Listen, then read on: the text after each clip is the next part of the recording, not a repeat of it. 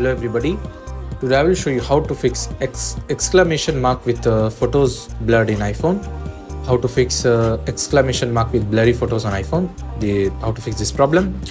So the very first fix is check iCloud photos settings. For this, go to settings. Now here tap on your Apple ID. Tap on iCloud. Now tap on photos. Now ensure sync this photo is turned on. Sync this iPhone is turned on. If it is not turned on, simply turn it on. The second fix is check iCloud storage again. For this, go to settings, go to iCloud storage. Now verify that you have enough storage available in your iCloud account. If not, delete large file if necessary to free up space. For example, delete large files. Tap on show all and many files will be here and delete it. The third fix is sign out and sign back in Apple ID. Click on Apple ID, sign out, tap on sign out, enter your passcode, sign out and sign in again.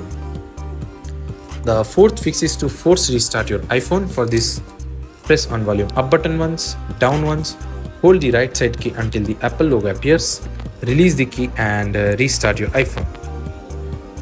Now the fifth fix is check Photos app. Go back to Photos app and see if the issue have been resolved or not. That's it. Thanks for watching. See you next.